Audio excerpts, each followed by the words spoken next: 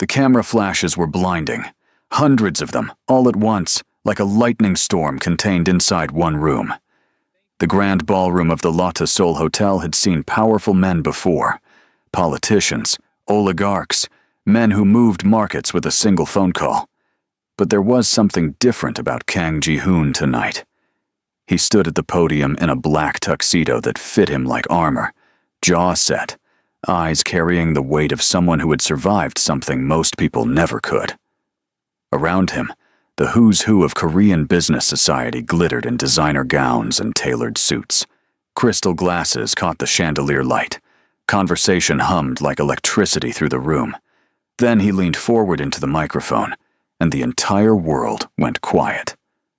"There is something I need to say tonight," he began, his voice low and deliberate, the kind of voice that made boardrooms sit up straight without knowing why. "Something that has nothing to do with quarterly earnings or stock, projections, or the Hanul Group's expansion into Southeast Asia." A ripple of confused murmuring moved through the crowd. Ji-hoon's eyes swept the room slowly, the way a man looks when he is searching for one specific star in an entire sky. And then he found her, standing near the back of the ballroom in a simple midnight blue gown, holding a glass of water she hadn't touched, was Ava, 25 years old. Dark hair pinned loosely at her nape, eyes wide and uncertain, like she always looked when the world moved faster than she expected it to. "The woman I have loved for 10 years, Ji-hoon said, and his voice cracked, just barely, just enough for the people in the front row to notice, "is standing right here." The silence that followed was deafening. Then the cameras erupted. Every reporter in the room turned, craning necks, phones lifting, flashes blazing toward the back of the ballroom, where Ava stood completely frozen.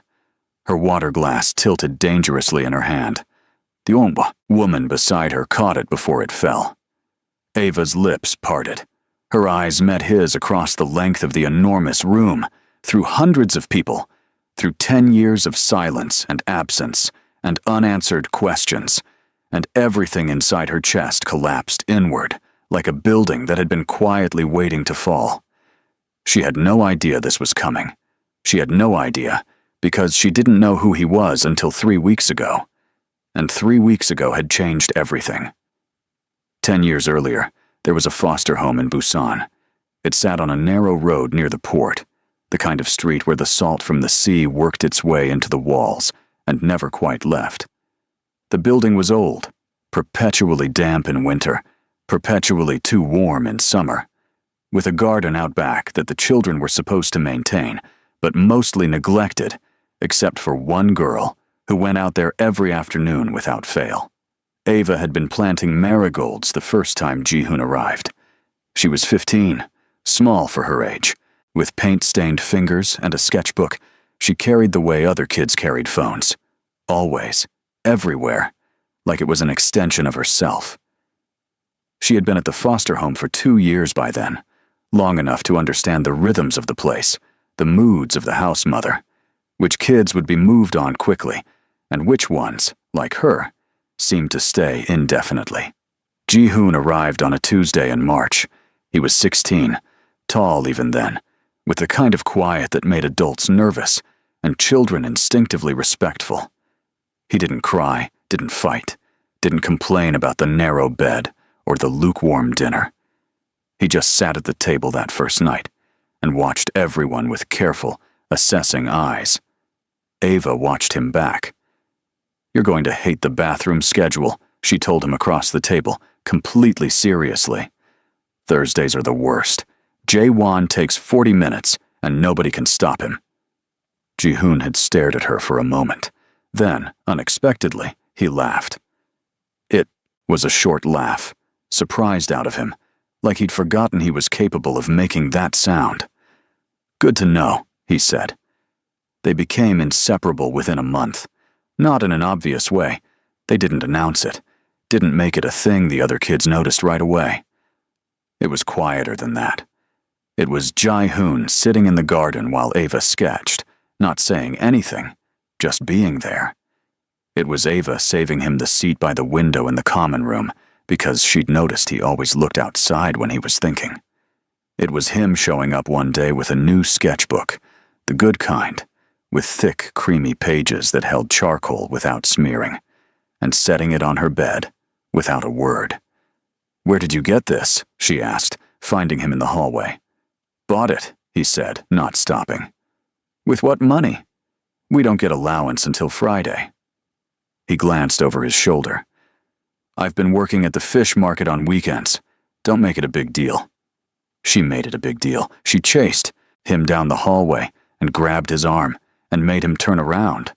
And she looked at him with those eyes that always seemed to see more than they should. "Ji-hoon, you spent your whole week's wages on a sketchbook for me. You ran out of pages. That's not the point." "It is the point," he said. And something in his tone stopped her argument cold. He looked at her steadily. "Your drawings are good, Ava. You're going to be a designer someday. You need paper." She didn't say anything for a long moment. Then she hugged him. He went very still, the way he always did when someone was kind to him unexpectedly, like his body wasn't quite sure what to do with gentleness. Then slowly, awkwardly, he hugged her back. That was how it was between them, unspoken, solid, the kind of bond that doesn't require explanation because it simply exists, like gravity.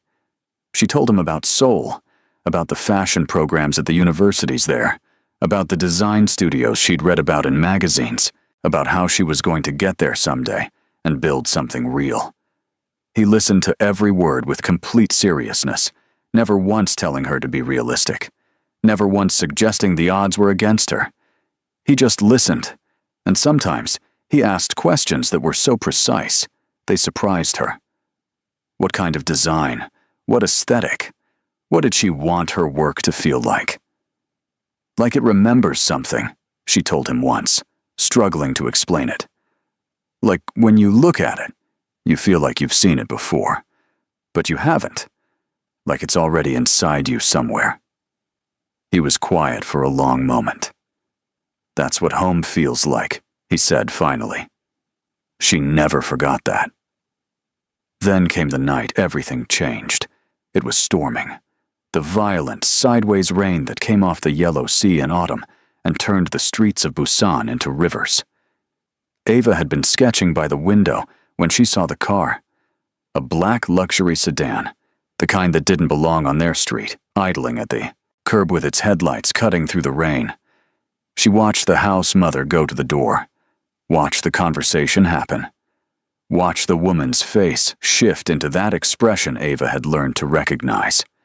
The careful brightness of an adult trying not to show that something was about to hurt someone. She was in the hallway when Ji-hoon came out of the house mother's office, with his coat already on, and a single duffel bag in his hand. He stopped when he saw her. "Ji-hoon." Her voice came out smaller than she intended. "What's happening?" "I'm being adopted." He said it flatly, the way he said things when he was trying to protect himself from them. "A businessman in Seoul. It happened fast. They want me to leave tonight." Tonight. The word hit her like a physical thing. She looked at the duffel bag. She looked at his face, at the way his jaw was tight, and his eyes were doing that thing, where they went very controlled and gave nothing away. "You're leaving tonight," she repeated. "Yes. You're leaving tonight, and you didn't. Nobody told me. I just found out an hour ago." He set the bag down. He crossed the space between them, and he stood in front of her. And she realized she was shaking slightly, from cold or shock or something she didn't have a name for. "Ava, look at me." She looked at him. "I'm going to come back," he said. "I'm going to get to Seoul. I'm going to figure it out. And I'm going to come back. And when I do—" He stopped. He seemed to be deciding something. "Then, when I do, you won't have to struggle anymore. I'll make sure of it."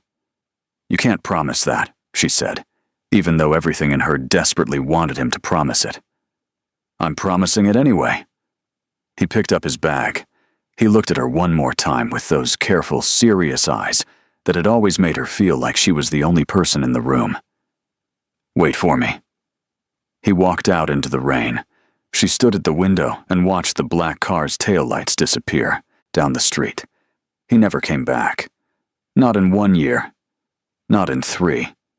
Not in 5. The letter she wrote to the address the house mother gave her came back unopened after a few months, marked with a forwarding notification she couldn't trace. When she turned 18 and aged out of the foster system, she packed her own single bag, got on a bus to Seoul, and decided that waiting was finished. She was going to build something for herself, alone, the way she'd always known she might have to. She buried the memory of a boy in the rain, and she kept moving. Seoul was harder than the magazines had suggested. Design programs cost money she didn't have, so she took courses where she could, night classes, online certifications, every free workshop she could find. She worked in a convenience store during the day and designed logos for small businesses on the side for rates that barely covered her transit card. She built a portfolio one piece at a time, slowly, stubbornly, with the same focused persistence that had always been her defining feature. She applied to Hanul Group because they were the best. She didn't expect to hear back. She sent the application at midnight on a Wednesday, went to sleep, and woke up to an interview request before her alarm went off. The corporate headquarters was everything she'd imagined, and nothing she was ready for. Glass and steel climbing 40 floors into a gray Seoul morning, lobby staff in matching gray uniforms, the kind of silence that meant money in every corner. She rode the elevator up to the creative division with her portfolio under her arm and told herself she wasn't intimidated, which was something she'd learned to do. Tell herself things firmly until they became approximately true. The interview panel was 3 people. She answered every question directly, honestly, with the kind of candor that sometimes made interviewers uncomfortable and sometimes made them lean forward. She talked about growing up without resources, about learning to be resourceful instead, about what she wanted to create and why it mattered. She was almost to the door when the panel leader said, "One moment. Mr. Kang would like to meet with you directly." Ava stopped. "Mr. Kang? The CEO?" "Yes, he's reviewed your portfolio. Please follow me." The office at the top of the building was enormous and almost aggressively minimal. Floor-to-ceiling windows overlooking Seoul, a single massive desk, no personal items visible anywhere. She was standing in the center of the room when she heard the door close behind her, and she turned. The man standing by the window had his back to her initially. Dark suit, broad shoulders. The posture of someone who had learned to take up space precisely and deliberately. Then he turned. He was strikingly handsome in the way that powerful men sometimes are. Not pretty, but structured. Sharp jaw. Dark eyes that were doing something she couldn't immediately name. He looked at her for a moment that stretched slightly too long before he spoke. "Ava," he said. Not a question. Not an introduction. Just her name, in a voice she didn't recognize. She felt something strange move through her. Not recognition exactly. More like an echo. Like hearing a song you used to know played in a different key. "Yes," she said. "Ava Shin. Thank you for seeing me, Mr. Kang." He looked at her for another long moment. Something shifted in his expression. Controlled. Quick. Gone before she could identify it. "Sit down," he said. She sat. He remained standing, which she suspected was deliberate. "Why should I hire you?" he asked. Blunt. No preamble. "Because I've built more with less than anyone else you'll interview," she said. "I don't have a degree from a prestigious program. I don't have connections in the industry. I have 10 years of figuring out how to do more with nothing, and I have a portfolio that demonstrates it. If you're looking for someone who already knows how things are done, I'm not the right choice. If you're looking for someone who will find a way regardless, I'm the only choice." His expression didn't change. She couldn't tell if she'd impressed him or irritated him, and she wasn't sure which one would be better.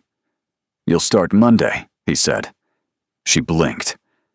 "I'm sorry?" "You're hired. Junior creative position. You'll start Monday." He turned back to the window. "My assistant will send you the details." She walked out of that building with her heart hammering and her mind completely off balance, already trying to understand what had just happened and why. For one brief moment when their eyes met, she had felt like she was standing somewhere she'd been before. Working at Hanul Group was like being dropped into the middle of a river and told to figure out swimming later. The pace was relentless. The standards were exacting. The other junior creatives had credentials she didn't, and they made sure she knew it, not cruelly exactly, but with the specific precision of people who believe hierarchy is both natural and correct. Director Choi was the worst of them, senior enough to make her assignments miserable, experienced enough to identify every weakness in her process, and specific enough in his critiques that she spent her first week going home with her jaw aching from how hard she'd been clenching it all day. But the project stayed hers every time Director Choi moved to pull her off an assignment, and she learned later that it happened twice in the first month. Something stopped it. An override from above. A reassignment that conveniently left her on the work she'd been doing. She asked her teammate about it once, and got only a shrug and, "Mr. Kang pays attention to everything." She didn't know what that meant. She tried not to think about it too much. She thought about it constantly. It was the small things that accumulated. The elevator, for instance. It happened 3 times in 2 weeks that she was leaving late.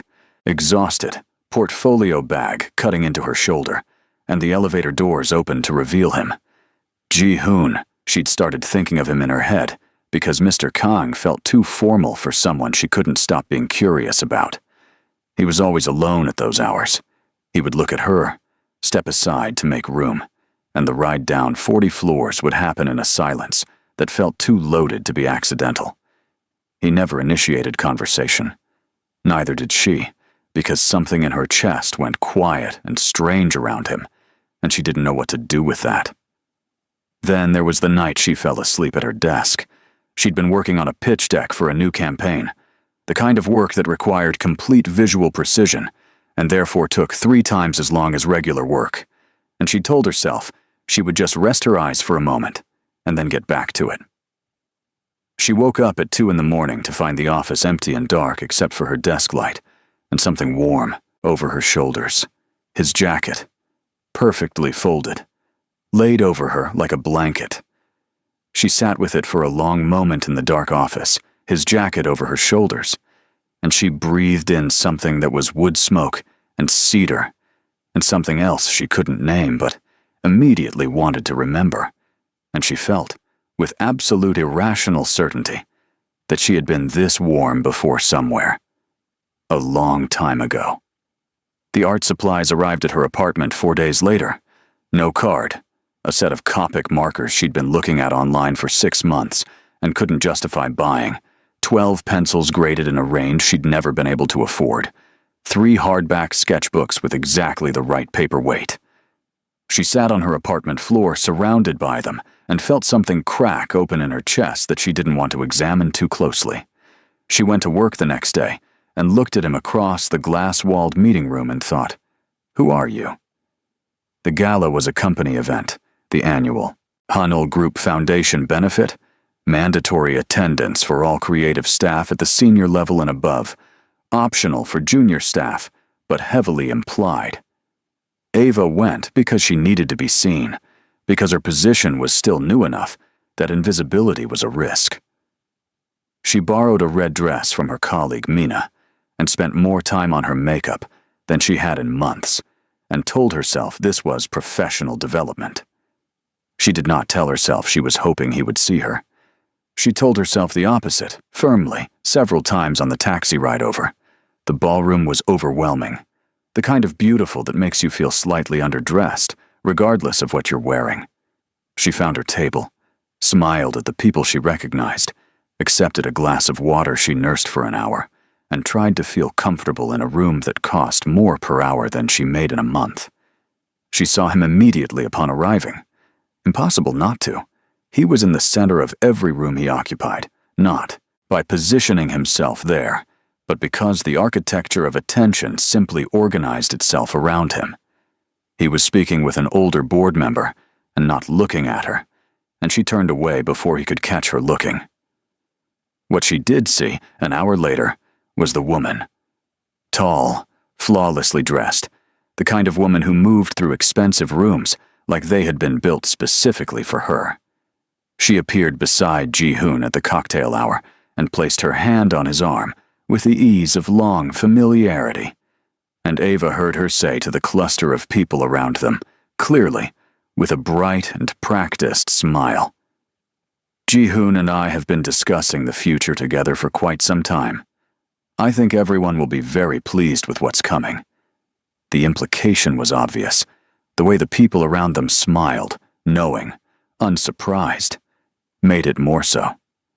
Ava turned back to her drink and noticed, with clinical detachment, and a feeling she absolutely refused to name, that her chest hurt.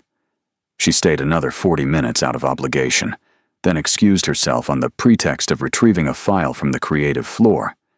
In reality, she needed air and distance from the sound of that woman's laugh and the specific torture of watching someone touch his arm that casually. She was not in love with him. She had told herself this multiple times, and she intended to keep telling herself until it became true. She took the elevator to the 38th floor, where the creative suite was quiet and dark, found the file she'd used as her excuse, and then, because she was still looking for somewhere to breathe, walked down the hall to the executive floor and into his office to drop off the documents she'd been meaning to leave for a week. His office was dim, lit only by the city coming through the floor-to-ceiling windows. She moved to his desk and set the folder down, and then she looked up. There was something on the credenza behind his desk that hadn't been there before. Maybe she'd never looked closely enough. A frame. Dark wood. Small. The kind you put a photograph in. She crossed toward it without fully deciding to. The photograph was old, printed on slightly faded paper, the color slightly washed by time. Two teenagers sitting on what appeared to be the steps of a house, a girl with paint-stained hands and dark hair, laughing at something off camera. A boy beside her, not laughing, but watching her with an expression so unguarded that even in the faded photograph it was striking. Ava's hand went to her mouth. The steps. The railing she'd helped repaint that one summer. The marigolds barely visible at the edge of the frame. The girl's sketchbook, half visible, tucked under her arm. Her. That was her. Her hands were shaking. The room tilted very slightly. She looked at the boy, really looked at him, and she saw, beneath 16 years and $1 billion, and the careful architecture of power he'd built around himself, the face she had watched disappear into the rain. "Ji-hoon," she whispered. "Ava." His voice was directly behind her. She spun.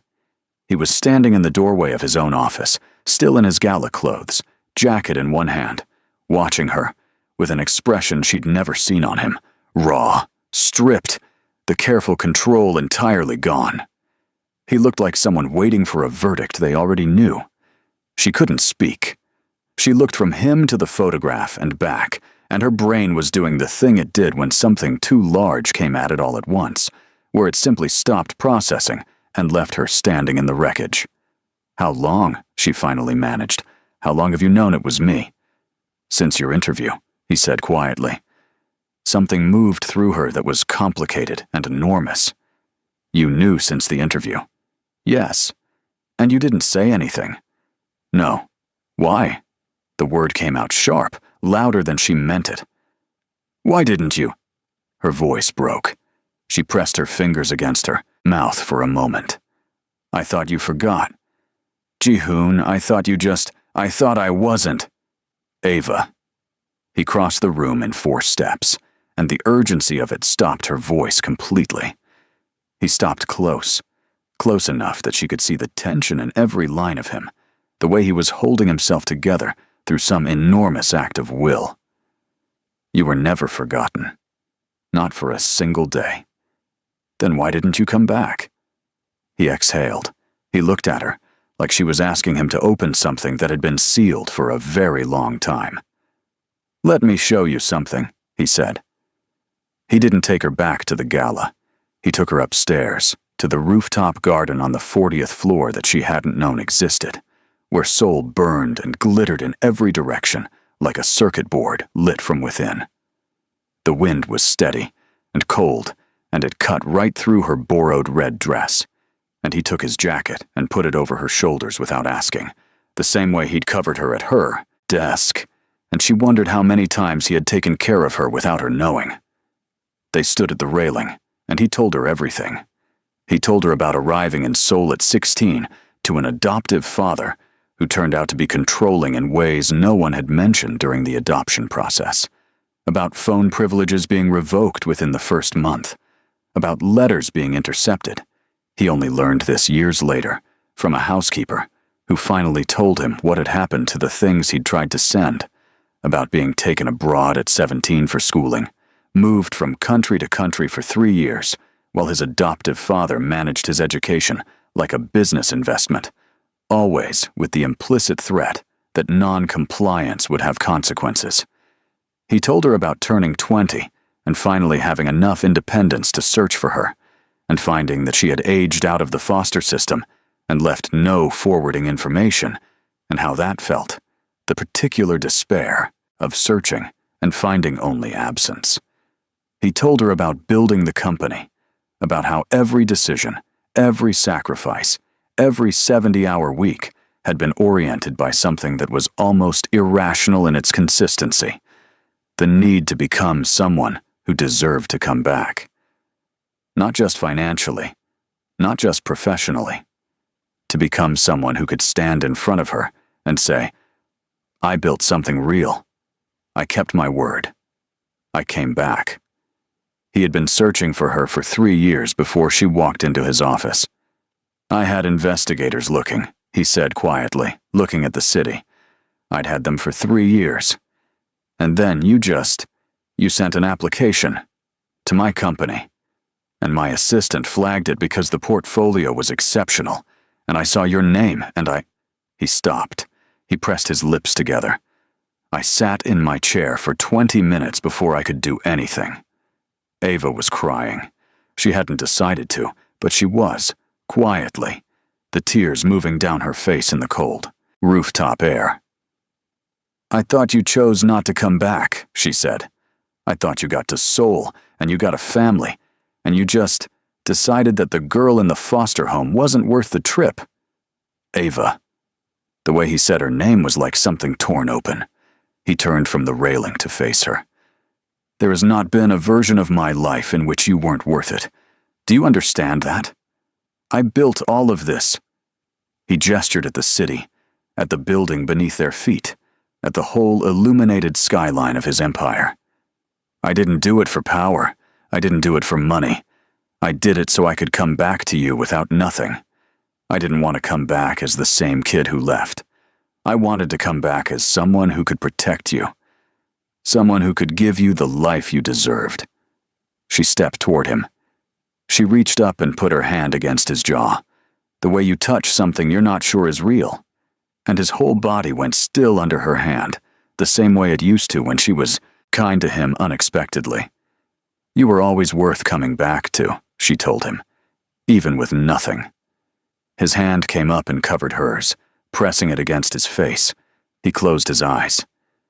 10 years of distance collapsed in that moment, quietly, without drama, like a held breath finally released.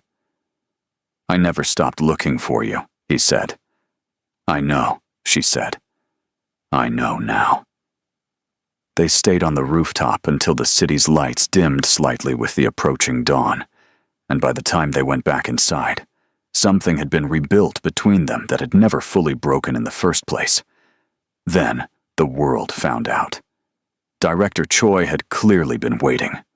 The story broke 3 days later, meticulously documented, selectively worded, designed to cause maximum damage.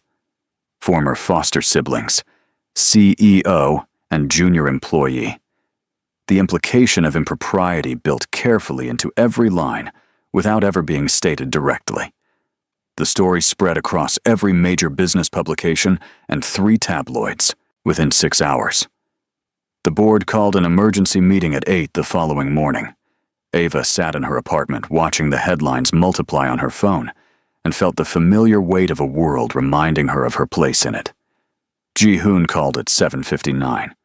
"Don't read the comments," he said without greeting. Too late. "Are you all right?" She considered lying and decided against it. "No." "Are you?" "I will be." A pause. "Come to the press conference at noon." "Ji-hoon, I'm not asking you to say anything. I just need you there." She came. The press conference was in the main lobby. 200 reporters, 17 cameras, the board visible behind a glass partition, with expressions ranging from stoic to quietly furious. Ji-hoon stood at the podium in a dark suit and looked like a man who had made up his mind a long time ago and was only now telling everyone about it. "I'll address the situation directly," he said. "Ava Shin and I grew up in the same foster home in Busan. We are not related by blood. We never have been. There is nothing in our history, our relationship, or my professional decisions that violates any legal, ethical, or corporate policy. What I will also say," he paused. The room was utterly silent. "Is that the framing of this story as something to be ashamed of says considerably more about the people who wrote it than it does about either of us. The foster care system gave us both a roof when we had nothing. It is not a scandal. It is a beginning." He looked directly at Ava, standing near the back of the lobby in her work clothes, hard hammering, hands clasped tightly in front of her. "And Ava," his voice changed. The press conference cadence dropped away completely, and what replaced it was just him. Just Ji-hoon, the 16-year-old boy who had stood in the rain and made her a promise. "I have been trying to find my way back to you for 10 years. I am not going to apologize for that to anyone in this room. Not today. Not ever." A reporter shouted a question. Several reporters shouted questions. Ji-hoon ignored all of them. "I have one more thing to say," he said, "and I'm aware it is not traditionally done at a press conference." A ripple of uncertain laughter moved through the room. He didn't smile. He stepped out from behind the podium and walked. Actually walked across the lobby floor, cameras tracking him with frantic energy, until he was standing 10 feet from Ava. She could not breathe. He reached into his jacket pocket. "I told you I'd come back," he said, quietly enough that the room had to go silent to hear him, and every camera in the room was now aimed at the two of them. "I told you I'd come back successful, and I wouldn't let you struggle again." He opened the small box in his hand. "I'm a little late, but I'm here." He dropped to one knee. The lobby erupted. Ava pressed both hands over her mouth. Her eyes were burning. The cameras were everywhere, and the reporters were shouting, and the board members behind the glass were a blur. She couldn't focus on, because the only thing in her vision was Ji-hoon, kneeling on the marble floor of his own company's lobby, looking up at her with the expression she'd seen on him in that rooftop photo. Unguarded, open, completely without armor. "Ava Shin," he said, "will you marry me?" She was crying. She was definitely crying, in front of 200 reporters and 17 cameras and the entire board of directors, and she found that she did not care even slightly. She nodded. He slid the ring onto her finger and stood, and she grabbed the front of his jacket with both hands and pulled him toward her, and the lobby of Hanil Group headquarters became the loudest place in Seoul for about 90 seconds. The wedding was small and intentional. They had both had enough of spectacle. They chose 50 people, family friends, close colleagues, a few people from the foster care system who had mattered to both of them, and held it in a garden venue outside Seoul on a Saturday in late spring. Ava wore something she had designed herself, because of course she did. Simple and structured, with a detail at the hem she'd been sketching for years, without knowing what it was for. Ji-hoon wore a charcoal suit and looked at her walking toward him, like a man seeing the thing he'd been looking for finally come into focus. The vows were private. What happened after was not. 2 weeks after the wedding, they drove to Busan together. The foster home was still there. Different house mother now. Different children. Same narrow street with salt in the walls. Ji-hoon had arranged the visit ahead of time. They spent the afternoon with the current residents, talking, answering questions. Ava sketching portraits of the kids who wanted them, and Ji-hoon sitting quietly in the garden as the afternoon light shifted. As they were leaving, it began to rain. Not the violent sideways autumn rain, but a gentle, early summer rain that came down soft and straight and smelled of everything green. They stood on the steps where the photograph had been taken, and Ji-hoon looked at the street where a black car had once taken him away. He knelt. Not to propose this time, just to be close to the ground, to the steps, to the specific place where he had left and she had watched him go. He pressed his hand flat against the wet concrete. Ava crouched beside him. The rain came down around them both. "You came back," she said. "I kept my promise," he said. She leaned her head against his shoulder. He put his arm around her.